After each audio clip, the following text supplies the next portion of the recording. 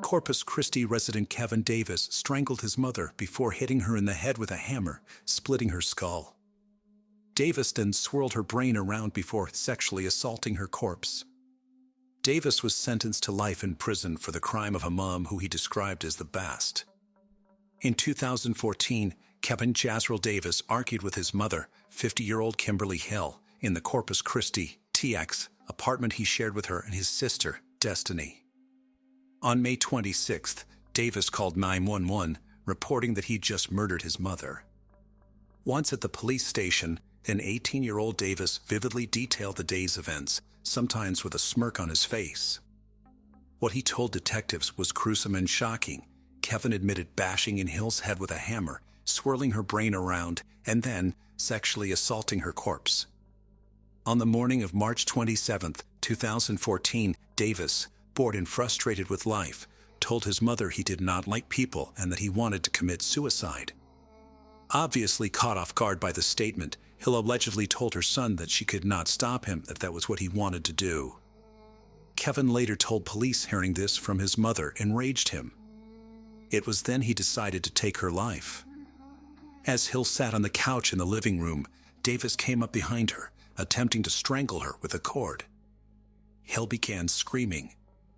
Kevin panicked, retrieved a hammer, and began bashing in his mother's skull. Davis struck his mother in the head with the hammer at least 20 times, splitting her skull in the process. Davis then retrieved a kitchen knife that he inserted inside his mother's head wound. He swirled her brain around to make sure she was dead, Kevin claimed, and then inserted his hand inside the wound. He would tell detectives during a taped interrogation that his mother's brain felt like putty. Kevin then dragged his mother's lifeless body to her bedroom and raped her corpse. When he finished the sadistic act, he went to a neighbor's house, saying he just killed someone and needed help. The neighbor dialed 911. Police arrested Davis without incident. At the police station, he made a full confession of the crime, giving details that even seasoned detectives found highly disturbing. Watch part of Kevin Davis's confession. During the interrogation, Davis told detectives that he originally planned on killing his sister, too, but changed his mind. He further admitted that he often fantasized about having sex with dead bodies. With a smirk on his face, Kevin also told the detective that he was a virgin before he raped his mother. He stated, "I guess I've lost my virginity to a corpse," as he gently laughed. What did Kimberly Hill do to warrant such a violent death? Nothing warrants a son murdering and sexually assaulting his mother, of course, and Kevin could not give detectives one good reason for the crime. According to Kevin, she was a great mom that did not deserve what he had done to her. He said that she was the best mother in the world, and went on to say, "I am a terrible, disgusting person." Kevin admitted that he had the best mother in the world, telling detectives that she did nothing to deserve what was done to her. He went on to say that he was a terrible, disgusting person. In reality, Kevin was a serial killer in the making, a psychopath who took sadistic pleasure in hurting other people. Although diagnosed by a psychologist with antisocial personality disorder, the doctor said he knew right from wrong when he brutally murdered and raped his mother. He readily admitted that he would kill again if ever released from prison. He also confessed to then fleeing the crime scene on his bicycle. Before he did that, though, he left several handwritten notes for the police, one of which read, "Chase me.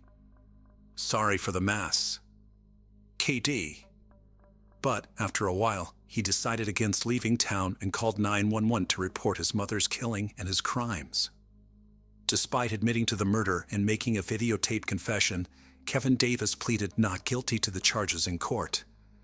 He later changed the plea. Davis smiled at the jury as they sentenced him to life in prison. He serves his time at the Jester 4 facility in Richmond, Texas, and is eligible for parole in March 2044. Story number 2. Story of the Killer Priest. We will be exploring the story of a killer, a priest that seemed to be normal, nothing strange or nothing weird about him. However, he did have a dark side.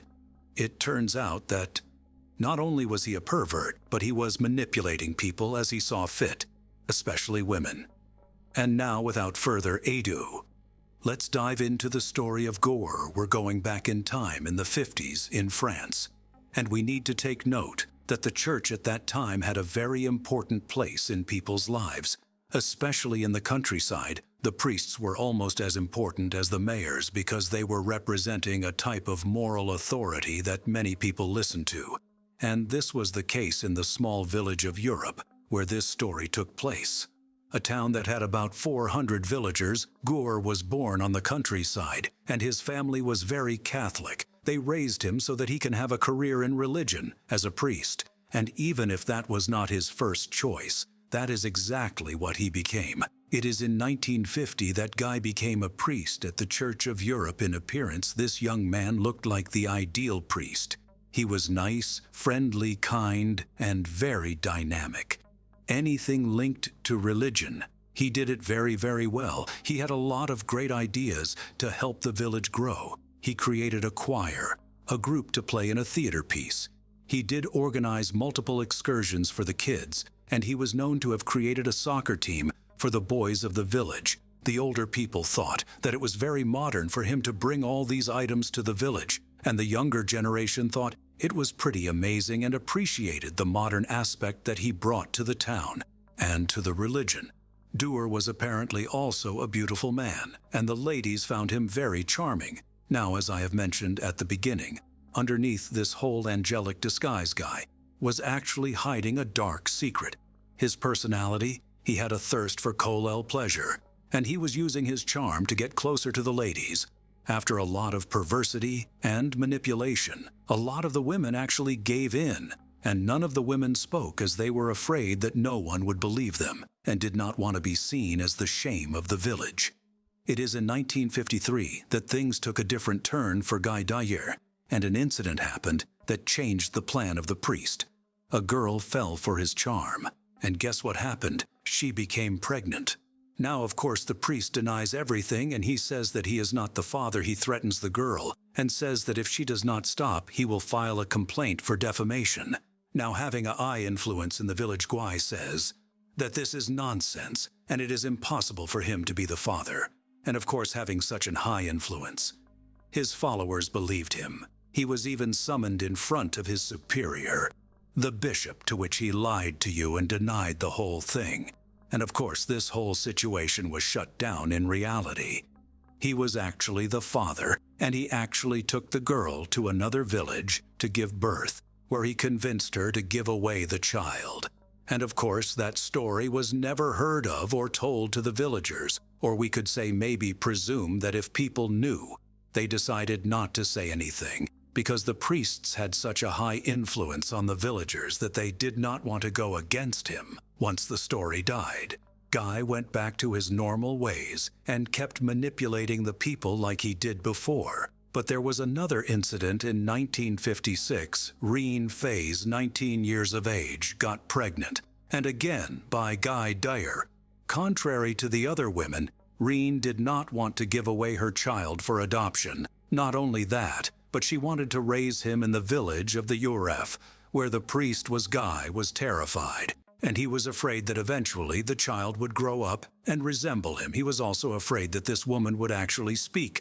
Eventually, speaking of which, in 1956, rumors started to make surface. A lot of parishioners were becoming pregnant in mysterious ways, and no one knew who the father was. The priest then starts to think about a plan and ask a military man from another village to come to town and pretend that he was the father. Unfortunately, that strategy did not work out, and no one believed the soldier was the father. That only made things worse for the mysterious pregnancies. December 3rd, 1956 is a date that changed everything, for the priest Kai brings Rain in on a deserted road to try and convince her one more time to give up the child. She refuses again, and she was tired of the priest's request. So you know what she did. She got out of the car and started to walk back the opposite way back to the village. At night, Guy Dyer got out of the car and pulled out a 6.135 caliber pistol and fired 3 shots. The 3 shot hit Regine in the back of the neck, and she died on the spot. Once the crime committed, the priest walked to the victim, undressed her, and took out a knife and started to open Regine's stomach.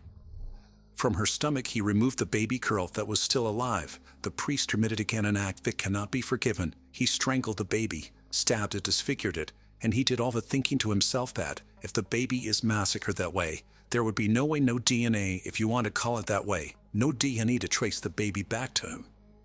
The disappearance of Regine was actually reported in the evening, and the weird part is that the priest joined the search party to find Regine.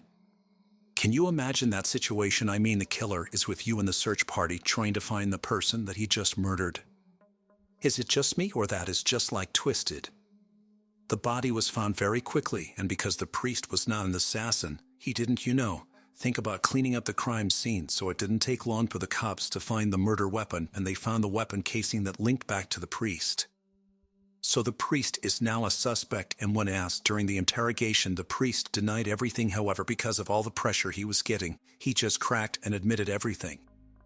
Now that story came out and everyone was devastated in France because he is now a criminal, and the church asked for Guy to be locked up with a false name so that it would not affect the church, and also the main reason was to make sure that the crime was not associated to the church. The court addressed the case of Guy Desnoyers on January 24, 1958. Of course, the villagers and the public opinion wanted the priest to be sentenced to death.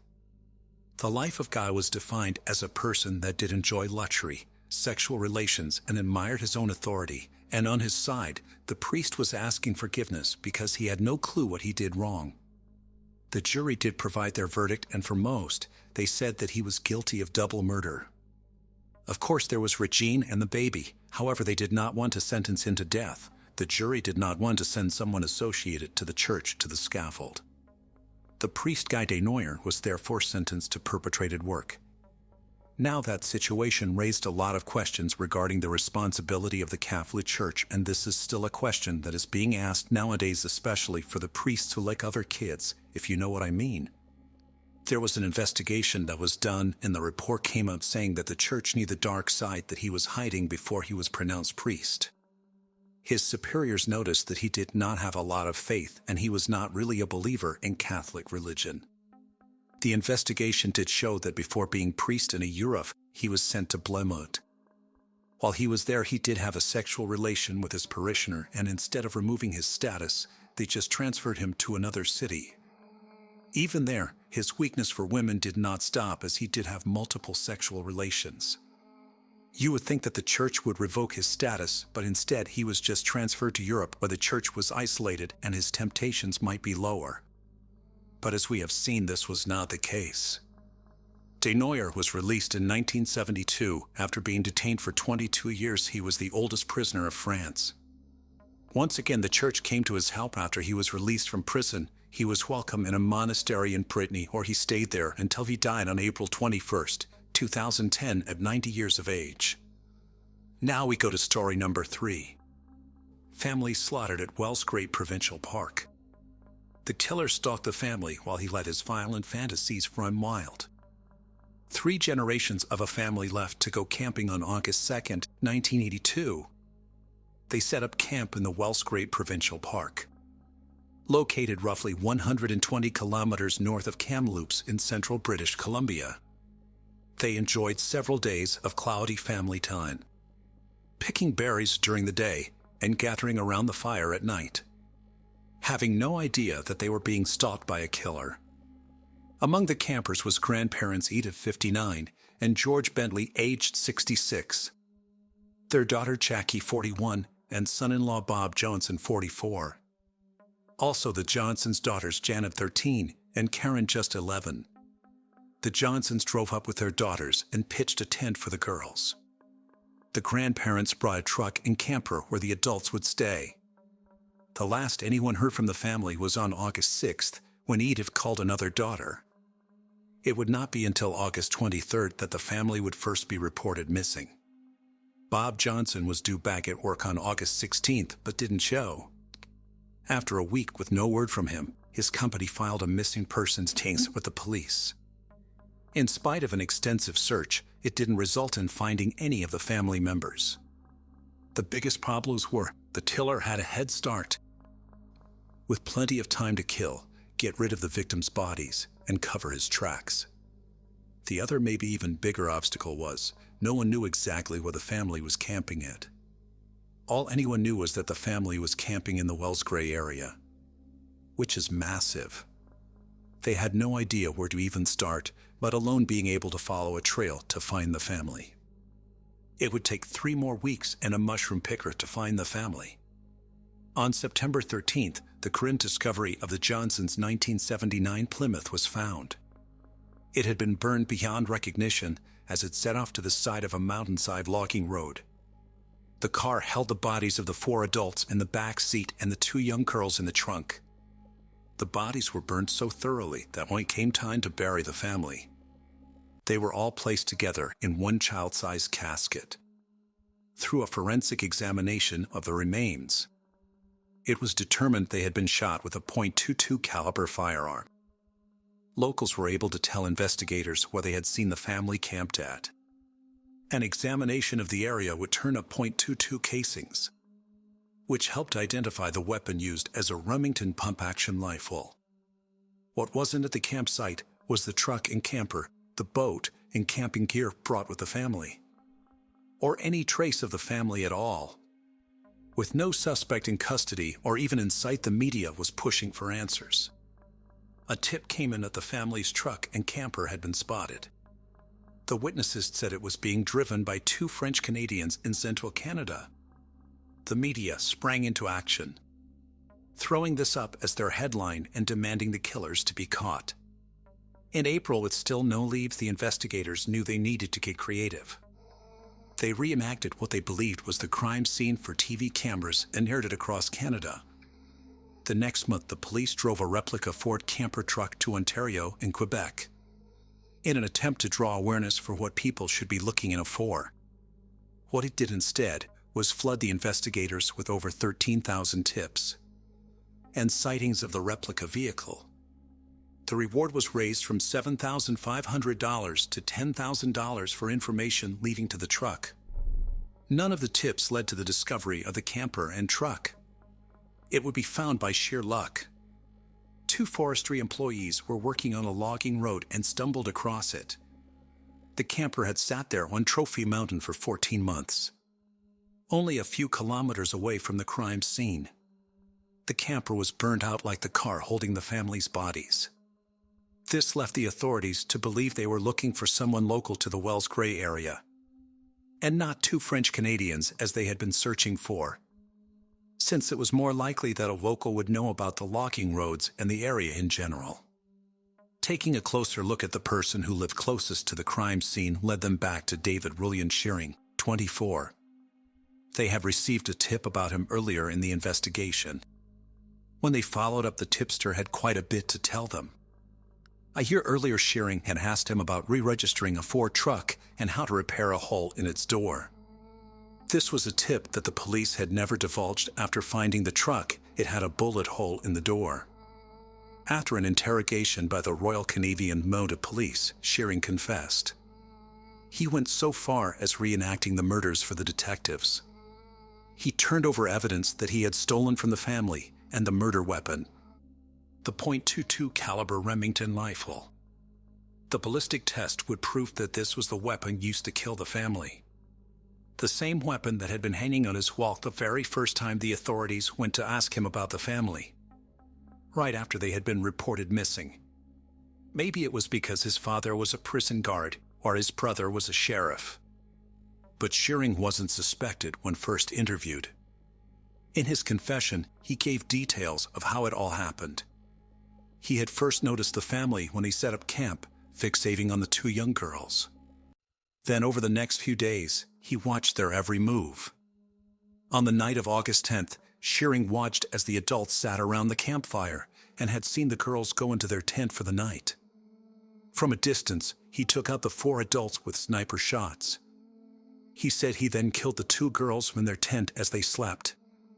After, he said he loaded all the bodies into the car and moved it to the logging road, then set it on fire with 5 gallons of gasoline.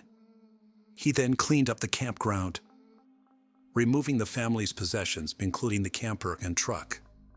It would only be later that he burned these as he was unable to transfer them into his name. He claimed that he killed the family because he wanted to rob them of their possessions. It wouldn't be until after Shearing was convicted that he gave his full confession of how he had been stalking the family.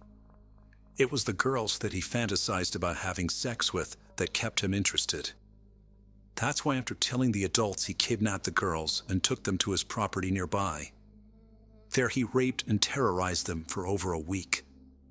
On August 16th, the day their father was due back at work, Shearing took Taryn away from her big sister. Once alone, he shot the girl in the back of the head. Janet would be left alive for one more day of torture before she would be killed like her sister.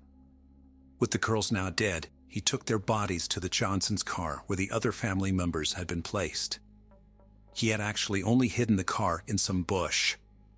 He put the girls in the trunk and got into the driver's seat with the 4 decomposing adult bodies in the back seat, driving it to its final resting place where it would be found by that mushroom picker burned out.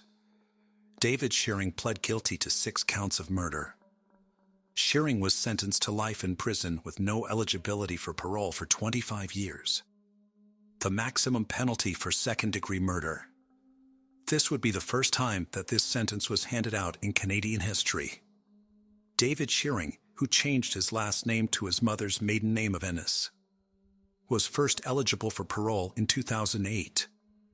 The National Parole Board ruled against his release, citing that he was still having violent sexual fantasies and had not completed a sex offender treatment program, so he was not ready to be released. Again in 2012, he was turned down for parole, applying again in 2014, but before his hearing, he withdrew his request. The National Parole Board has also been given a petition which has over 15,000 signatures, advocating for the violent offender to never be released. In his own words at one of his parole hearings, David tries to plead for freedom, saying this about himself: "I was very selfish."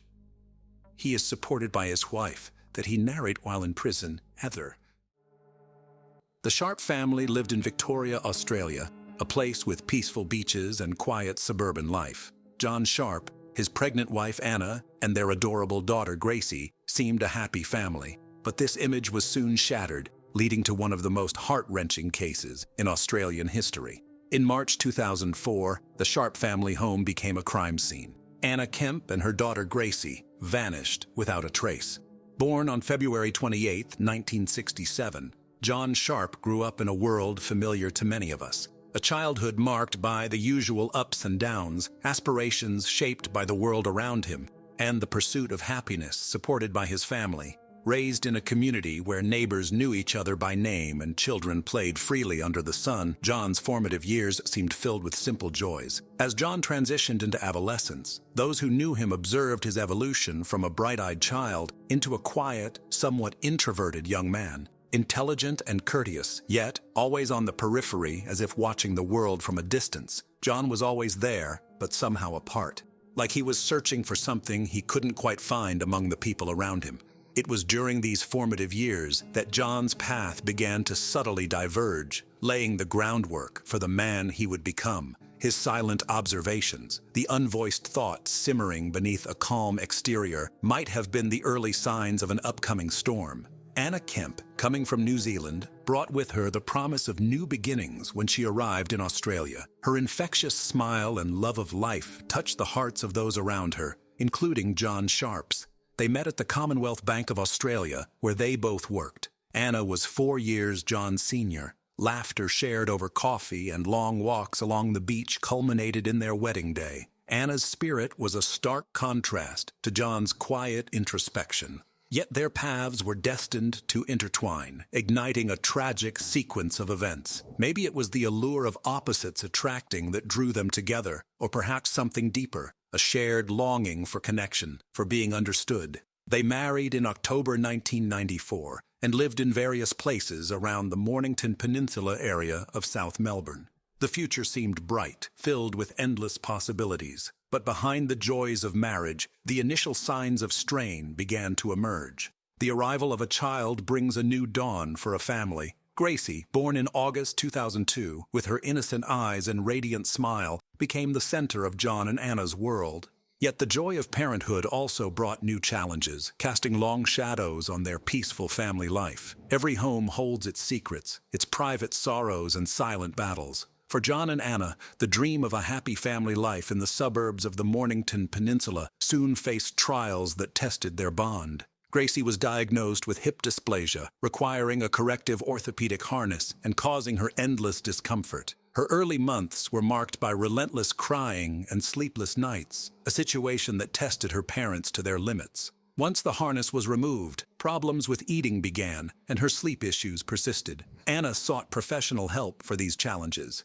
The family relocated one last time to a residence on Prince Street in Mornington, a quiet coastal town about 35 miles south of Melbourne. This place would tragically become the final setting for Anna and Gracie. In November 2003, Anna became pregnant with their second child. Gracie was just 15 months old. Anna was very excited. She was a loving mother, and Gracie was what she was living for. She'd always wanted more than one child because she never wanted her daughter to be on her own, so that when she and her husband were no longer there, Gracie would have somebody. The facade of family harmony lasted until March 21, 2004, at a nephew's birthday celebration, the last time when Anna was seen alive. Guests saw no signs of discord between Anna and her caring husband John. The next day, Anna dropped Gracie off at daycare and arranged to catch up with a friend. Her final contact with someone outside her marriage occurred the day after, during a call to her private health insurance company, where she discussed extending their health cover to include their expected child.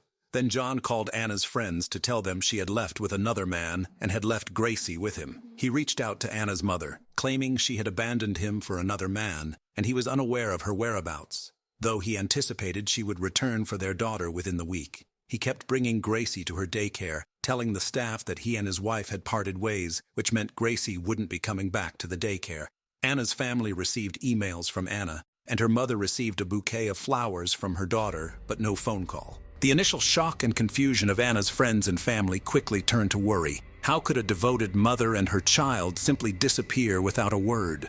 By May 2004, Sharp, engaging with the media, painted a picture of a man tormented by his family's disappearance. He said to the local paper, "Anyone that knows me knows I gave 100% for my daughter and my marriage." In a public plea, Sharp, holding a photo of Gracie, professed enduring love for Anna, saying, "Anna, our marriage may be over, but I still love you, and you are the mother of our beautiful daughter Gracie, whom we both adore more than anyone else." He claimed he had spoken to Anna a week earlier and that she had left him for another man. He asked anyone with information to come forward. He said, "My biggest fear is being denied a part of Gracie's future." His demeanor and statements, however, seemed odd and struck a discordant note, inviting scrutiny over his narrative's authenticity. Despite proclaiming their marital dissolution, an inconsistency highlighted by his premature use of the past tense when speaking about his family, a detail that did not escape police notice. Behind the scenes, law enforcement began to peel back the layers of John Sharp's carefully constructed narrative. Each unanswered question pointed to a darker reality. What secrets lay buried within the Sharp family?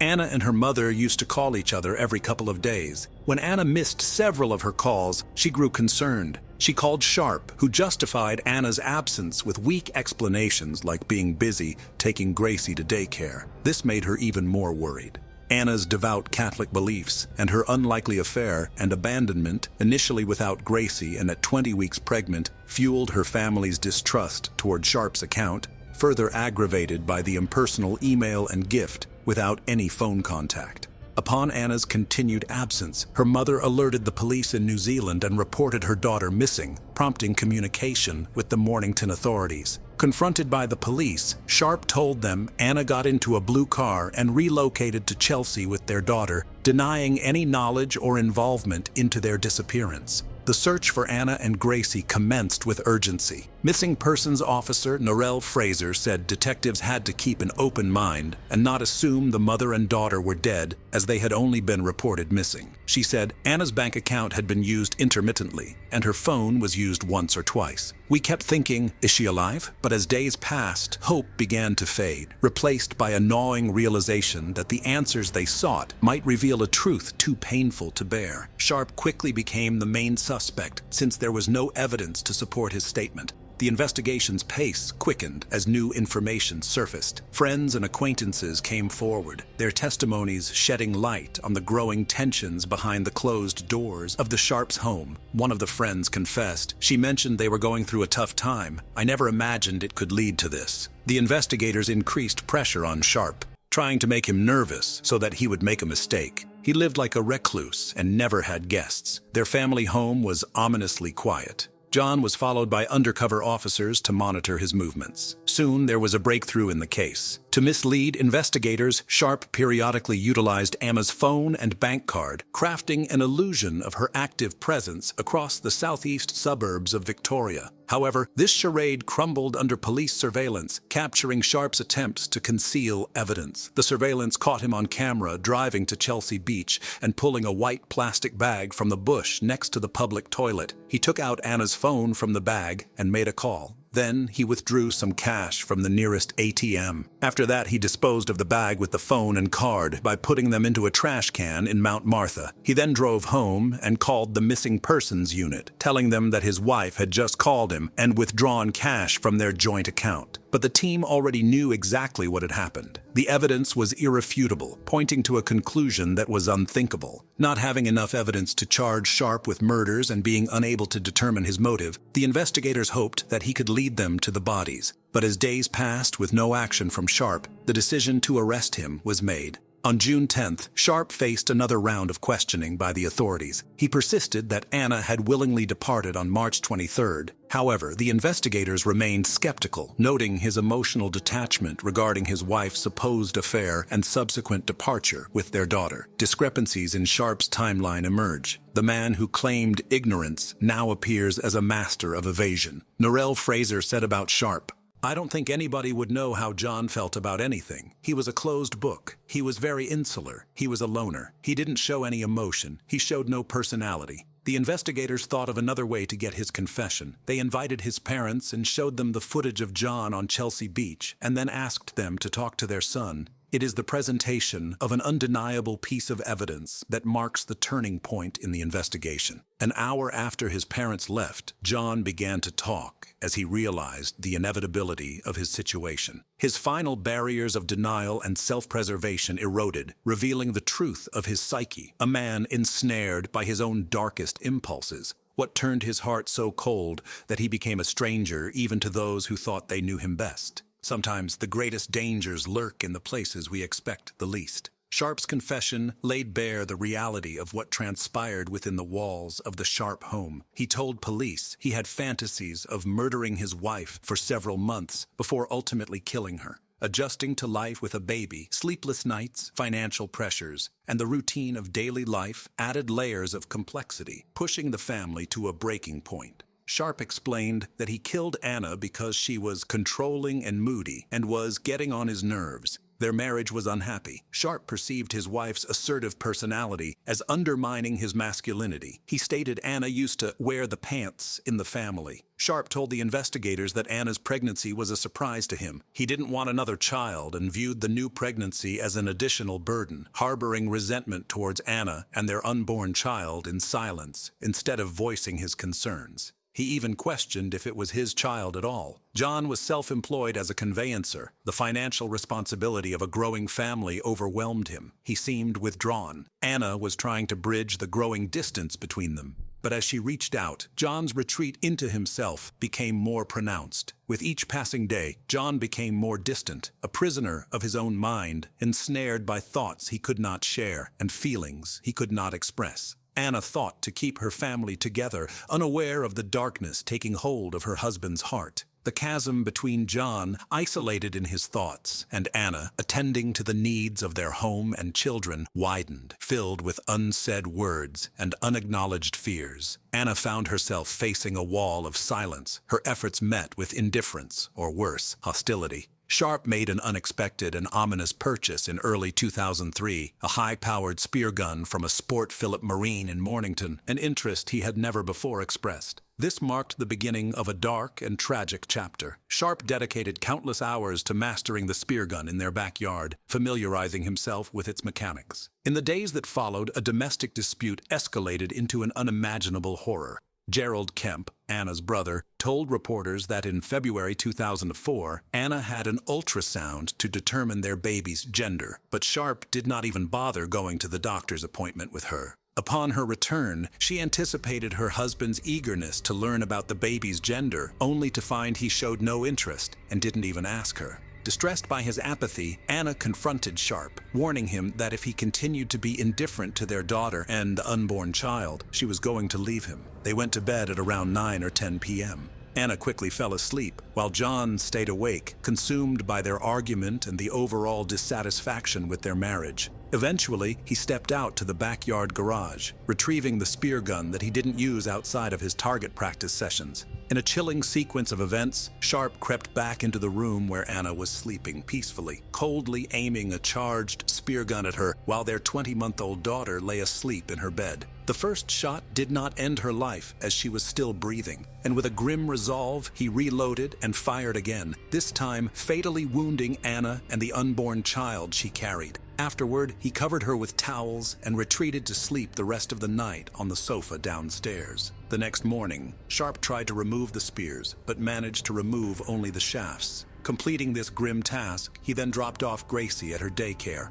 later turning away a TV antenna technician booked by Anna with the excuse of Anna's absence, her body still in the bedroom. Under the cover of night, he buried Anna in a hastily dug shallow grave in the garden. Officer Fraser said, "It's almost difficult to describe, but to hear a man talk about murdering his wife who was 3 months pregnant, that was hard enough, but he said it with no emotion whatsoever." She compared his confession to saying what he'd had for breakfast that morning.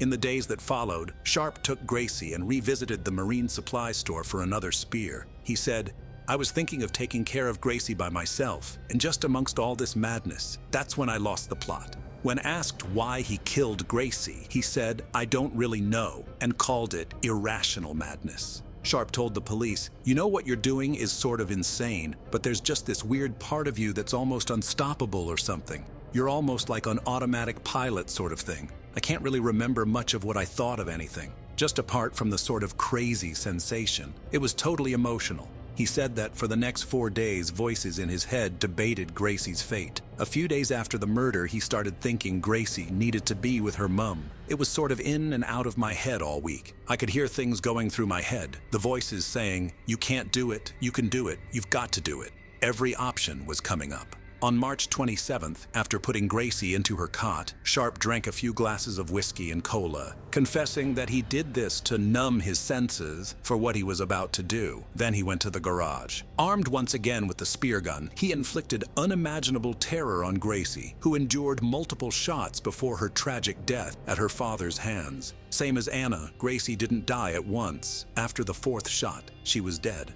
The next morning, Sharp returned to Gracie's bedroom. He could not bear looking at her, so he had to hold a towel in front of his face. Then he removed the bolts. Concluding his macabre errands, Sharp acquired a chainsaw at a local Bunnings Warehouse hardware store in Frankston. He unearthed Anna's remains from their garden. He'd undisposed of Anna's and Gracie's bodies in garbage bags at the Mornington Refuse Transfer Station. He also discarded the spear gun, the chainsaw, and Gracie's clothes and toys. "I have a bootload of hard waste," he told the attendant. Officer Fraser said, "This is his wife that's pregnant. I kept thinking what was coming next, and then he told us about little Gracie. It's the most difficult interview I have ever listened to. I remember at one stage there was a break in the interview. I went to the ladies' toilets, and I just put my head in my hands. I couldn't listen." Sharp then called Anna's friends and family with a fabricated story of her affair. Her friends said that immediately alarm bells rang, and her hairs on the back of her neck stood up because there was no way Anna would leave Gracie behind. Following the murder of his daughter, he made a second call to his mother-in-law.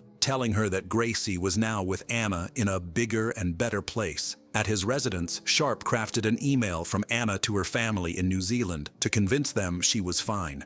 The messages didn't sound like her daughter had written them. Sharp used Anna's email account to contact her brother as well. In the email, he claimed she had departed with another man with whom she was expecting a child. One of the emails read, "Please respect and understand my wish for privacy and take comfort in the fact that I'm about to enjoy life like I have never before." This act only intensified the mystery surrounding Anna's prolonged silence. The family filed a missing person report on Anna. The interview uncovered that he had jotted down notes for his cover story. While analyzing Sharp's TV appearances, body language expert Dr. Cliff Lamsley said that this was a poor attempt at portraying concern and sadness. He was juggling his eyebrows, contorting his face, and using a tissue as a prop. Though there was no moisture on his nose, no tears on his face. It's a convincing tactic that we rarely see with truth-tellers. The family told the police some disturbing facts. They believed Sharp's motive for murdering Anna was her discovery of Gracie's abuse by her husband.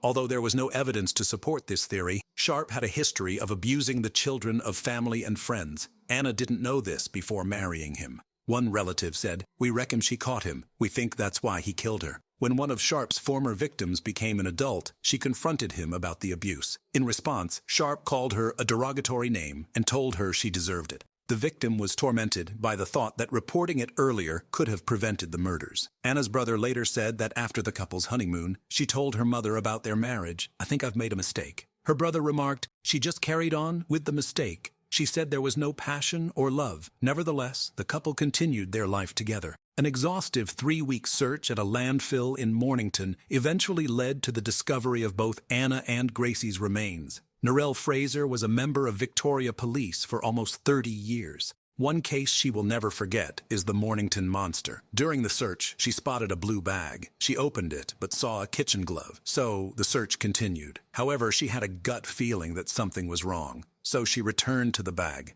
She then realized that the glove was not what it seemed. She said, "It's funny, but I knew I'd find Anna. Just an innate feeling I can't describe any better than that. And when I did find her, I couldn't leave her. I sat with the bag, waiting for crime scene to arrive. I couldn't bear the thought of her being alone in the tip without anyone with her. I've thought about it since, and I know it sounds bizarre, but I almost feel like Anna was reaching out to me. I was determined to make sure that Anna wouldn't end her life in this tip. I just knew I would find her, and I did." Soon she realized that Gracie must be close by. "I put my head in my hands, and I just cried. I cried for what Anna had endured, for Anna's family, for humanity as a whole, I suppose." They were laid to rest at Green Park Cemetery in New Zealand, with Anna's maiden name, Kemp, marking their final resting place. The memorial also bears the name of Anna's unborn son, Francis. During the trial, the attorney aimed to shed light on John Sharp's psyche, his mental anguish that preceded the tragic events. Through the defense's lens, Sharp's life was depicted as being full of mounting pressures, financial strain, marital discord, and a crippling sense of entrapment. The sentencing judge said the events of the crime were too awful to contemplate and singular in its barbarity. He stated that Sharp had murdered his daughter simply so that his first crime would not be discovered, which was unspeakably callous.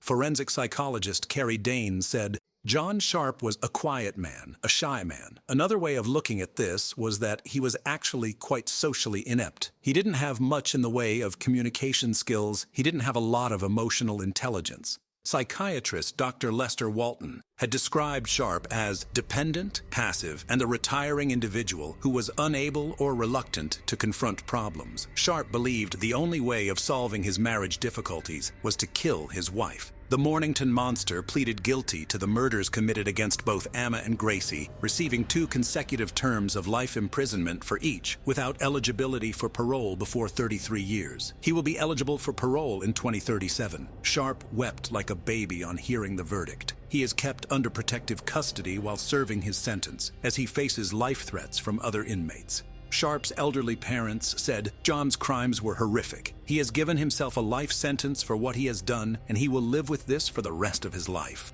One of Sharp's nieces said that his crimes have stolen 3 beautiful and precious lives. Sharp's crime is considered Victoria's worst case of familicide. Investigator Shane Brundell said, "It's a healing process for us as much as anyone else, and with the passage of time that gets a little easier. But it certainly makes you appreciate your own circumstances, your own family, and cherish every moment that you have with them, knowing that there's people out there that resort to these sorts of means to eradicate their own families. Just makes you know how special and important your own families are." Costa Mesa 911. There's a body in my son's apartment. There's a what? A body, a dead body. A dead body? Like there's been some sexual activity. She's dead. There's blood from her head. There was blood from her head? Yeah. On May 21st, 2010, a young woman was found murdered in the apartment of 26-year-old Army veteran Sam Hare. When Sam's father discovered the gruesome scene, they frantically dialed 911. "Then I walk you to the bedroom. And that's where I saw a body, a large lot of blood. I immediately called 911. But Sam was nowhere in sight. Who was that woman and what happened to her? Was Sam on the run after killing her? Located halfway between Los Angeles and San Diego, Costa Mesa, California lies on a coastal highland overlooking the Pacific Ocean. Despite its affluence, it's a laid-back beach community at heart. No one anticipated that this beautiful place would be where Julie Kibuishi would meet her horrific end. Sam Hare's parents, Stephen and Raquel Hare, became concerned when they hadn't heard from their son in a while. Sam was supposed to go to his parents' house that weekend, but he never showed up. On May 22, 2010, Stephen went to Sam's apartment along with his wife. There, a horrendous scene was awaiting them. "Sam, what happened? What did you do?" Panic-stricken, he immediately dialed 911. In this frantic call, Steve alerted the police that there was a dead woman lying face down in his son's bedroom with some of her clothes ripped off and blood coming down from her forehead. "Curfin, I've been everywhere into the eye, in the white body, and get on a dead body. Confused with her, walk to the near you day, long, her lady, Eric Barney, on her head. I would go ahead and cuddle, but you know where you're starting. However, Sam was nowhere in sight. The incident came as a shock for the Costa Mesa community, where murders are very rare. When police reached the apartment, they did not find any signs that a struggle had taken place. Immediately as you walk in, you could tell it was a bachelor-type apartment. It was a teen apartment. There was no signs that there may have been a struggle or maybe a fight that had gone on. The apartment seemed to be filled with items you'd find in a typical bachelor pad. Empty beer bottles, burned cigarettes, a patio barbecue. But it looked relatively clean and neat. That is, until they entered the bedroom. Then in the bedroom, which begins to look a little suspicious, on the bedside table, there's an unused knife and there's a couple of books. One of them a combat how-to, another the wonders of sex. But then when you turn to the bed, a horrendous unknown. The bed was soaked red from the victim's blood. The deceased woman was lying partially on the bed and partially kneeling on the ground. Her pants were pulled down, exposing the lower portion of her body. From the looks of it, detectives concluded that she might have been sexually assaulted before her death. She died from 2 gunshot wounds to her head. He had 1 gunshot wound, kind of top, center of the head. There was also a knife on the bedside table, but it appeared to be unused. Strangely, she was wearing a tiara, and scrawled on the back of her sweater were the words, "All yours." Her bag was found in the kitchen. From her driver's license, detectives identified the victim as 23-year-old Julie Kibuishi. Julie Kibuishi was born on Valentine's Day, 1987, to Japanese-American parents, Jun and Masa Kibuishi. Ju was the third of 4 children and their first daughter. She'd always been referred to as "my Valentine girl" by her parents. From a very young age, Julie took a keen interest in dance and music. Her mother said Julie started tap dancing when she was just 5, and that passion only grew over the years. According to her friends and family, she was a pleasure to be around. Her goofy and bubbly personality made everyone laugh. Not only did she exude positivity, but she often bent over backwards to help a friend in need. On one hand, she respected her Japanese culture, but on the other, she was a free-spirited, all-American girl. After graduating high school from the Orange County School of the Arts, Julie went on to study fashion design at Orange Coast Community College. Here, she met 26-year-old Sam Hare, and the two became close. She also tutored him in anthropology. She did not know that her kindness would cost her life. After scouring through the crime scene, detectives tried to piece together what had happened to this bright and beautiful young woman. All signs pointed to Sam being her killer. It was, after all, his apartment that she was found in, and now he was nowhere to be found. It was time for investigators to take a closer look at Sam Hare. Samuel Hare was born on May 29, 1983, to parents Steve and Raquel Kalberman in Los Angeles, California. As the only child to his special education teacher father and stay-at-home mother, Sam was doted on.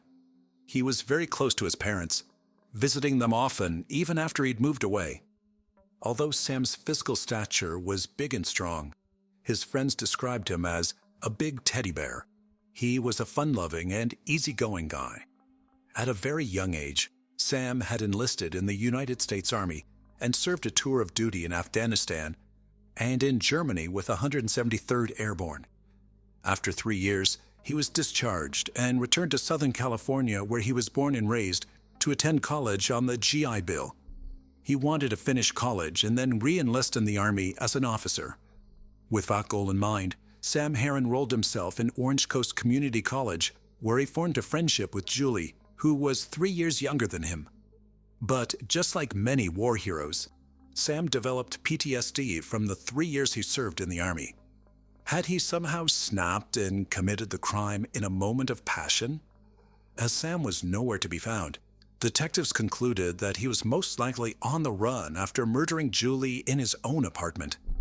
The suspicion only grew stronger when they found text messages on Julie's phone from Sam's number. At around 2:45 p.m. on May 21, 2010, Sam sent her a text saying he was going to help a friend and then head out to go to his parents' house.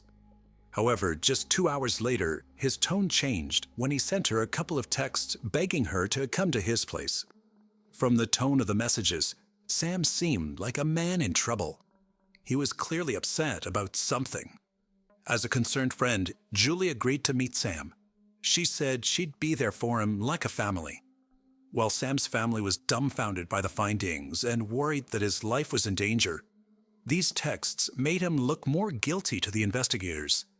It showed that he planned for her to come over. Additionally, Sam's car and his passport were also missing from the apartment, leading investigators to believe that Sam was probably on the run. His passport was missing. His car was missing. I look at it every legal podcast. This is obvious. If I say how he is going to be our killer. Yet investigators would soon find out that there was even more to this story. Flashing back to 8 years prior, in 2002, the then 18-year-old Sam Hare was charged with another heinous crime. He was accused of taking part, along with 17 other men and women, in the stabbing and beating death of 19-year-old Byron Benito in Canyon Country. Allegedly, on the night of January 15, 2002, Sam, who had been friends with Benito since childhood, picked Benito up from his house and led his unsuspecting friend to an area behind a mobile home park, where he was attacked and killed by a group of suspected gang members. He was charged with murder. However, in the end, he was acquitted of those charges. But that didn't change the suspicion in the minds of the investigators. Although Sam's family did not believe in his guilt, investigators were almost certain that they were after the right person. As Sam was trained to use firearms, they considered him armed and dangerous and on the run. Believing that they had a dangerous killer on the loose, authorities put an APB out for Sam. Meanwhile, the Costa Mesa police began monitoring Sam's cell phone and credit card activities in an attempt to locate him. Cops got information that there had been 4 withdrawals made from ATMs in the days since his disappearance. His credit card was also used at a pizza delivery place in Long Beach, California, just 20 miles away from Sam's house. Police expected to see Sam on the surveillance cameras, but when the bank sent them footage from the ATM cameras, they couldn't believe whom they were seeing. It was a teenager wearing a hoodie and a cap, withdrawing money from Sam's bank account. Neither police nor Sam's parents were able to identify the kid. Investigators concluded that he was most likely helping Sam, either to get away or to hide. Either way, Costa Mesa police were desperate to track him down. On May 26, 2010, they received information that his credit card had been used at another pizza delivery, and they set about tracking the delivery driver. After obtaining the delivery address from them, police headed to the address to apprehend Sam, thinking that they'd finally found his hideout spot. When police stormed the house, expecting to find Sam, they instead found 17-year-old Wesley Freelich, along with some of his friends. Although suspected earlier, authorities almost immediately ruled out Wesley as a suspect, but he did still have Sam's credit card in possession. The teenager depicted a shocking story that investigators were not anticipating hearing. He was, in fact, given the credit card with full instructions to withdraw cash. However, it was not by Sam. He didn't even know Sam. Daniel Wozniak, a local theater actor whom Wesley met through community theater, had given them the credit card. Wozniak told Wesley that he was a bail bondsman and needed to collect money Sam owed. Perhaps any other person would have declined it, but as Wesley looked up to Wozniak as an older brother, without realizing the gravity of the situation, the 17-year-old boy agreed to help. In total, $1,900 was withdrawn from the account. The name Daniel Wozniak did ring a bell for investigators, as they'd found an invitation to his upcoming wedding in Sam's apartment. But who was this Daniel Wozniak, and what was his connection to Sam? Did he help Sam to get away, or was he an accomplice to the murder itself? Several questions were yet to be answered. 38-year-old Daniel Dan Patrick Wozniak was born on March 23, 1984, as the youngest of 3 boys. Daniel spent a lot of time with his grandparents after school, due to his parents' long work hours. Dan grew up in a luxurious home, and the family often took expensive vacations. He was described as a good kid in school, who mostly got very good grades. He used jokes, singing, dancing, and magic tricks to get attention from people. He loved to be the center of attention. Realizing that he had a natural talent for stage performance, Daniel started acting and singing in musicals in his early 20s.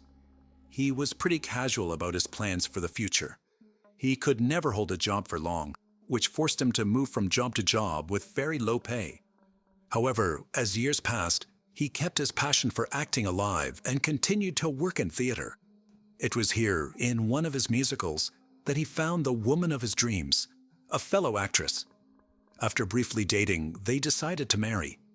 On May 26, 2010, when police tracked down Wozniak, he was enjoying his bachelor party in Huntington Beach, California. But how was Daniel Wozniak linked to Sam Hare? As it turned out, he lived in the same apartment complex where Sam lived. Assuming that Wozniak had either helped Sam flee or hide, or had been complicit in Julie's murder, cops barged into the private bachelor party for Wozniak with an arrest warrant. The blood drained from his face as soon as he saw the cops, leading the detectives to believe that he knew more than he was letting on. Police took him into custody for questioning. In the interrogation room, at first, Wozniak claimed that his only crime was participating in credit card fraud and covering for Sam. He further told the investigators that he and Sam hatched a plan to pull out all of his money from his bank account with the help of Wesley, and then claim credit card theft. But Daniel claimed before they could carry out the plan, Sam made a shocking confession. He added that, after this confession, he dropped Sam off at a local shopping center and had not seen him since. Nonetheless, detectives believed he was still covering for Sam, and that he had more involvement in Julie's murder than he told the investigators. So detectives tried a different strategy. They took a DNA swab from Daniel, a strategy that made Daniel very nervous. He tried to collect his composure, but detectives could tell there was something wrong. Almost immediately, he started to add more details to the story. Tell me about the saying that you did. I told him that I needed to go see stuff from the theater. I said, don't help me learn this, then you meant go on, I got the gun. I didn't really mind to get that reverse, put it back in a shot. Detectives realized that Wozniak was nervous that his DNA would show up at Sam's apartment. Although he tried to say otherwise, cracking under pressure, he kept changing his story. After a long pause, Wozniak said that he knew about Julia's murder, and he helped him get away. When detectives reminded him that they had his DNA, he reassured them that it was not going to show up on Julie's body. He was still holding on to the fact that he had nothing to do with the murder. Detectives were expecting that Wozniak would reveal more details when he suddenly decided he was done with the interview. But with so much at stake, detectives could not let him go easily without knowing the full details. They told Wozniak that he'd be arrested for the accessory to murder charge if he did not come clean and give them full details. Wozniak had a lot at stake too. He had a wedding scheduled in just 48 hours, and he did not want to miss it. Under pressure, Wozniak started to crumble. The story yet again changed a bit. Seeing that Wozniak was about to break, detectives hastened the process by bluffing about the DNA. Although in reality, DNA test results wouldn't be back for weeks, detectives claimed his DNA was found on Julie's body. Shockingly, he did not protest the claim. He rather said his DNA was on Julie's body because he was standing right over her body. As it turns out, Wozniak was not as good of an actor in the interrogation room as he was on the stage. As his lies fell apart, he dropped yet another bombshell. This was a major red flag for the detectives because only one gunshot wound was visible to the investigators at the crime scene. Only later, when an autopsy was performed, was it revealed that there was a second gunshot wound. This confession from Wozniak meant that he'd been there when she was killed, which made him an accomplice in the murder, and investigators could now officially detain him. Yet, even though Wozniak was in custody, detectives still had to find Sam, and Daniel refused to talk. While detectives were searching for any clues that could lead them to Sam Hare, sitting behind bars, Wozniak called his fiancée, Rachel Buffett. Whether Wozniak knew those conversations were being recorded or not, he was about to get caught in his own web of lies. As Rachel chose freedom over love, she told him that she was going to call detectives with more information. Wozniak knew he had to talk to the detectives before Rachel could.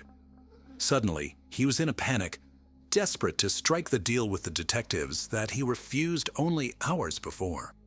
But what he told the detectives this time was beyond their imagination. For the first time, Wozniak was ready to break down the timeline of his diabolical murder plan, which started with a simple favor from a friend.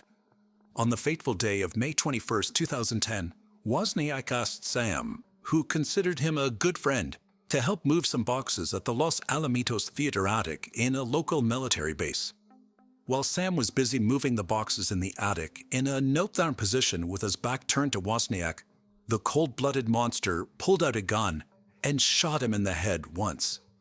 Initially, Sam never knew what hit him. After realizing he'd been shot, he begged Wozniak to help him. Without a shred of hesitation, this merciless killer reloaded his gun and shot him a second time, killing him instantly.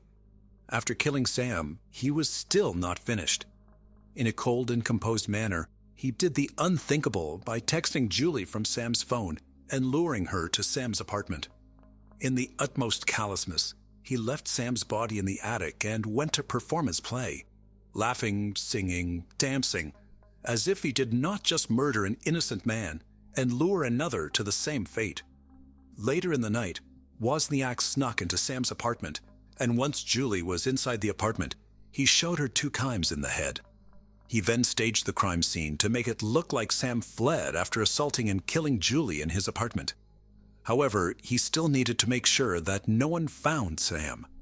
In desperation, he proceeded to commit one of the most depraved acts possible. He returned to the attic and dismembered Sam's hands and head in an attempt to conceal the deceased's identity. He disposed of them at a nearby park. But even after these heinous acts, seemingly without a care in the world, Wozniak once again returned to the theater. In several cast party photos detectives collected later, he can be seen laughing and joking with other members. But perhaps the motive remains even more twisted than the murders themselves. It all boiled down to money. Loaded behind killing Sam was Muddy and Sam who killed. Wozniak always struggled with money and maintaining employment. At the time of the murders, he was behind 2 months in rent, on the verge of getting evicted. Additionally, he had no way of paying for the grand wedding or honeymoon he planned. And that's when he learned of the $62,000 Sam had in his savings for his time served in the military. He killed 2 innocent people in cold blood so that he could have a grand wedding and enjoy an expensive vacation.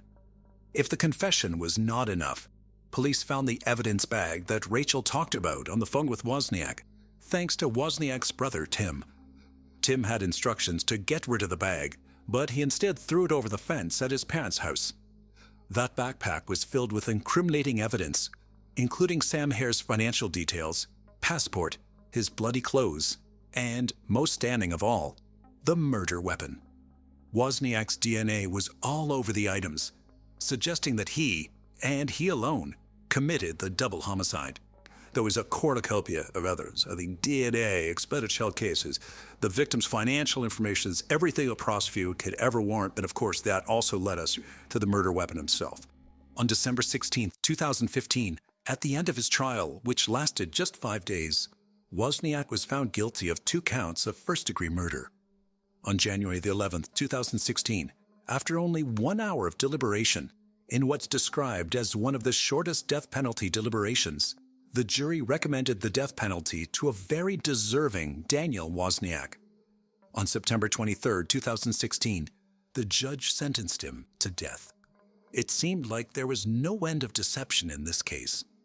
Detectives discovered years later that Wozniak's former fiancée, Rachel Buffett, not only knew about the murder plots, but she'd been deceptive to the detectives. Though she denied all these allegations, she was arrested and charged with 3 felony counts of accessory after the fact, based on allegations that she'd lied multiple times to police investigators. On September 12, 2018, she was convicted on 2 of those counts with a maximum possible sentence of 44 months, and on November 8, 2018, was sentenced to 32 months behind bars. She was released from jail sometime in 2019. Life snatched away from 2 innocent people. Life destroyed for their family members. And all of this, just so one maniac could have his dream honeymoon. The only closure that the families can get from this is that this monster is spending his last days where he can't hurt anybody else.